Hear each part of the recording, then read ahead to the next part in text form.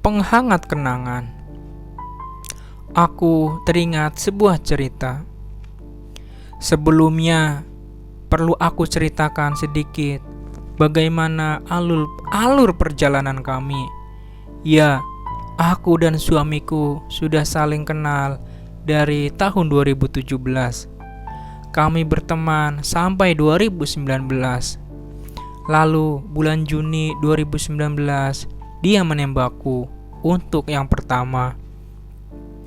Dengan penolakan sebagai jawaban, dia menembakku lagi bulan Agustus.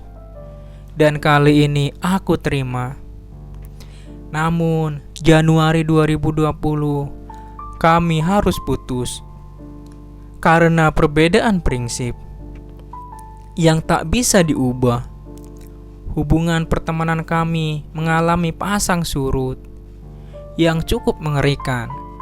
Hingga akhirnya pada Agustus 2020 dia putus dan pacarnya saat itu dan kembali menembakku. 6 September 2020 kami bertunangan. Dilanjutkan dengan pernikahan pada 11 Maret 2021. Nah, di masa-masa pasang surut itulah cerita ini terjadi. Aku sedang rebahan santai di kursi ruang tamu kontrakan, menikmati masa senggang setelah 8 jam si pagi yang sangat menguras jiwa dan tenaga. Langit sore yang gelap menyelimuti kota Diring. Serbuan hujan yang deras juga berangin.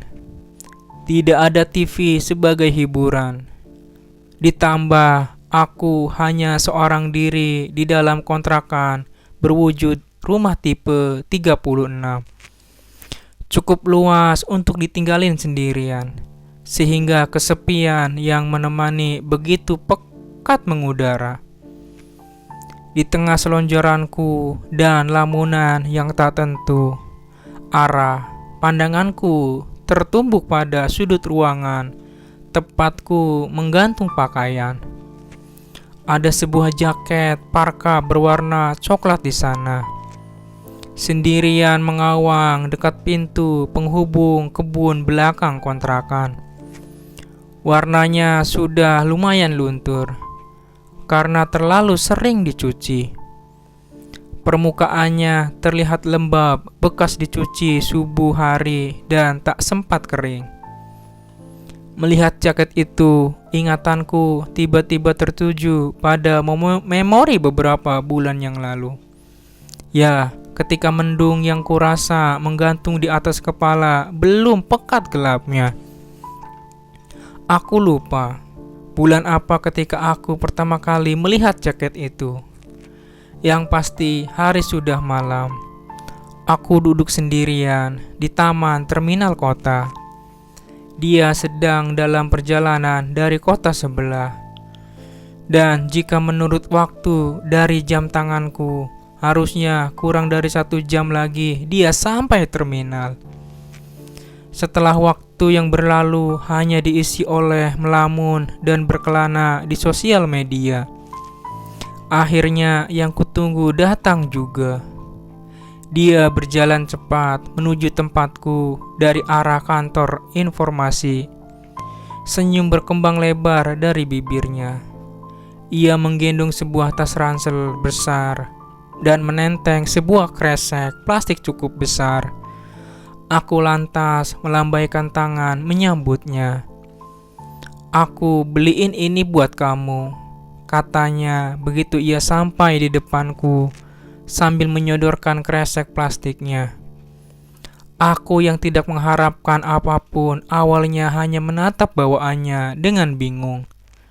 Menerka apa yang kira-kira dia bawa.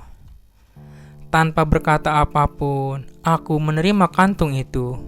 Rupanya sebuah jaket berwarna coklat. Mataku spontan terbelalak. "Kamu beliin aku jaket?" tanyaku. Dia hanya tertawa ringan sebagai jawaban. Masih dengan keterkejutan, ku keluarkan jaket itu. Kubentangkan untuk melihat detailnya. Sebuah jaket parka dengan warna coklat bersaturasi sempurna. Aku kemudian memakainya untuk mengecek ukuran. Tanpa kuduga, jaket itu mematut dengan baik di badanku. Tidak terlalu besar maupun tidak kecil. Mendapat oleh-oleh sebagus itu, aku tak bisa menahan diri untuk tidak tersenyum lebar. "Kamu suka?" tanyanya. Aku hanya mengangguk. Antusias, tidak bisa berkata apapun. "Syukurlah," ujarnya. "Tadi sebelum kesini, aku mampir dulu ke distro. Aku lihat jaket itu, gak tahu gimana. Jaket itu mengingetin aku sama kamu. Jadi aku beli deh." Aku hanya mengeluh mendengar penjelasannya. Benar-benar tak bisa berkata apa-apa saking senangnya. Seumur hidup, baru mamaku yang memberikan hadiah tanpa aku minta. Ditambah hadiahnya ini sangat pas dengan kondisiku saat itu yang kelupaan bawa jaket. Sebuah kebetulan yang sangat indah sekali. Malam itu, akhirnya ku pakai jaketnya langsung dalam perjalanan pulang. Dan dia menghabiskan semalam di rumah kami. Mataku seketika berkaca-kaca. Jaket yang kupandangi dari tadi kini mengabur. Entah bagaimana aku bisa masih mempertahankannya. Sementara kehadirannya menjadi stimulus kenangan masa lalu yang menyesakan dada.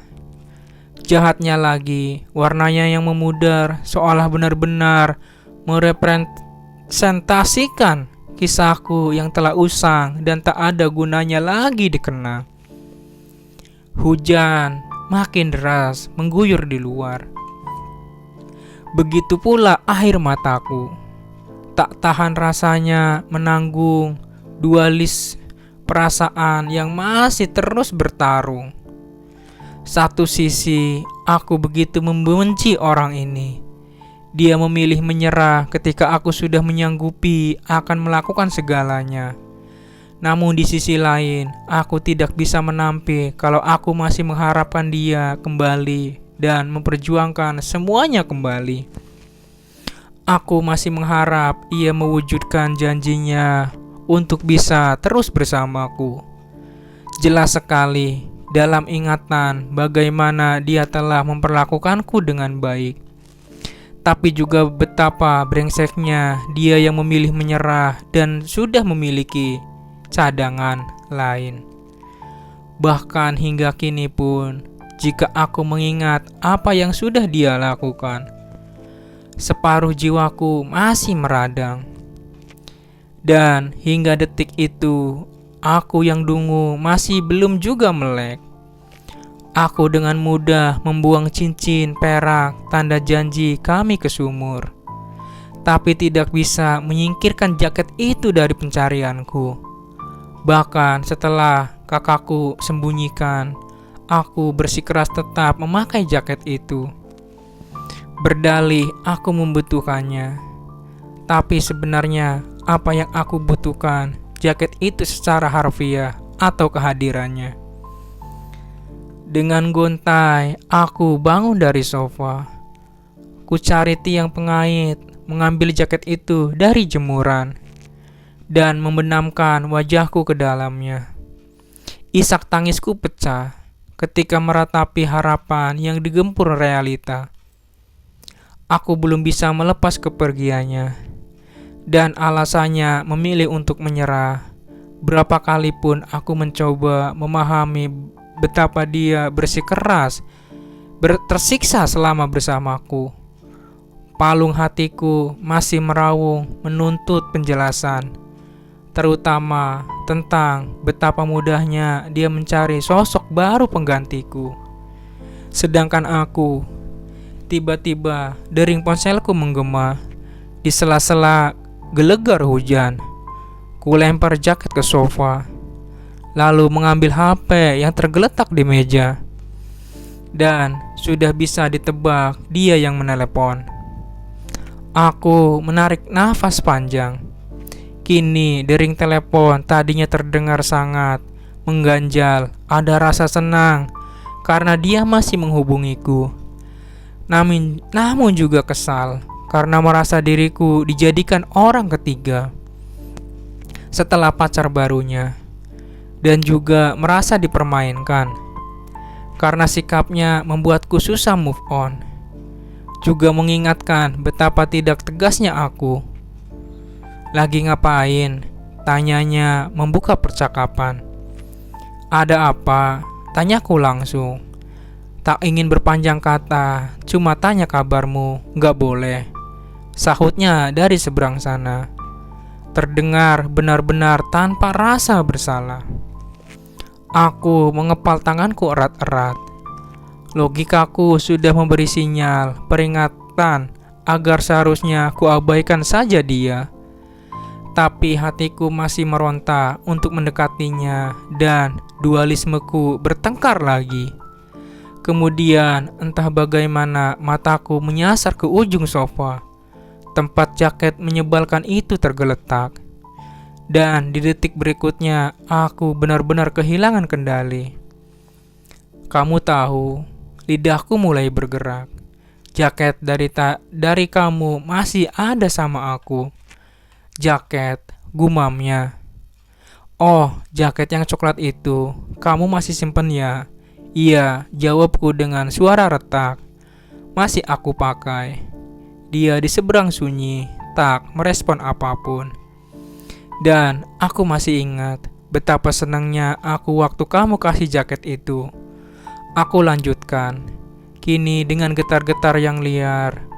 Aku ingat betapa bahagianya aku karena akhirnya ada yang kasih aku perhatian selain orang tuaku sendiri. Dan setiap aku lihat jaket ini, aku ingat gimana rasanya waktu kamu peluk aku. Hangat banget. Pada akhirnya, aku lagi-lagi kehilangan kendali.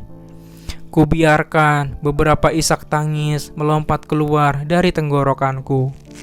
Kubiarkan hatiku merintih menangisi keadaan yang tak sesuai ekspektasi. Untuk beberapa saat, hanya sunyi mengudara. Saking kedapnya hingga suara hujan tak lagi kudengar. Aku tenggelam dalam marahku. Sementara itu, yang di seberang sana entah apa kabarnya. Aku minta maaf, Liz. Pada akhirnya, dia bersuara sekalipun lirih.